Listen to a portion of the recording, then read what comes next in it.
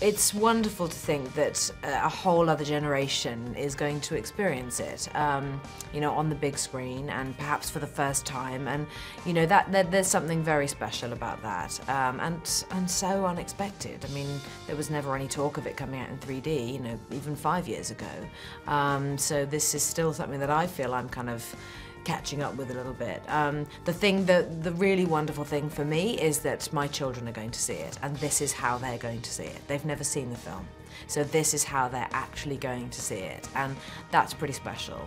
And so all of, you know, my friends saying to me, oh, let them see it, you know, over the years, and me adamantly saying, no, you know, I don't think they're ready to. You know, my son's 8, my daughter's 11, and now, you know, my resistance has really paid off because they're actually, I think, the perfect age to see it. And big bonus, they get to see it in 3D. The chemistry really manifested itself the split second I saw the two of them in the room together, you know, and Leonardo, we'd already cast Kate, and Leo came in to read, and I just saw him turn into Jack. He just became Jack. He didn't want to read, you know, he said, I don't read. I said, well, you gotta read. He's like, oh, okay, all right, you know, and then he read and he was brilliant. Then I had to spend a month and a half talking him into making the movie. Because then he was, maybe I don't want to do this. You know, he sort of was afraid that you know, Kate had all the good scenes. You know, and of course, what you see on the screen is that the two of them, you know, are really eye level and equal weight throughout the film. One thing that definitely helped us was that we really never fancied each other. We never had a thing for each other in that way. So there was never any flirting. There was never any of that sort of strange, you know, girl-guy dynamic of, you know, does he like me or what does he think of me? None of that. I was myself, he was himself. We both had a job to do. We wanted to do it as best as we could. And we had a really great trust right away, actually, and a sense of humour too, which, you know, was the thing really that got us through such a tough shoot.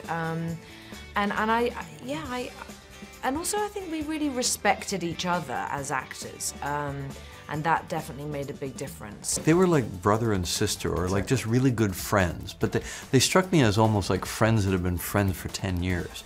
And they used to just kind of loll around the set and smoke cigarettes and laugh and joke the whole time. And it was interesting because you could see that they were so open about their friendship that it clearly wasn't a clandestine affair, you know. And I thought, that's good. That's such a healthy place, because I think they needed each other as an oasis in the middle of all this chaos and all the scale of the physical production. It was a little place they could kind of retreat to, you know, and not have to worry about the fact that this, you know, this mammoth production was resting squarely on their shoulders. I mean, now I can look at him and say, wow, you look so handsome in that suit, or God, you look so beautiful, or, you know, I can say that to him just completely openly, you know, and totally mean it, but there has never been anything ever outside of just a great, great friendship. I had no doubt that the movie would be hugely successful. I remember the naysayers, and they all had their day. But here was one of the great filmmakers taking on one of the great stories, and knowing how much Jim was going to put into this thing, I knew it was going to be an unforgettable motion picture experience for the audience. I think we're fascinated by our mortality, and when a film can really touch upon a collective tragedy and do it in such an adept way, then I think it will always have a place.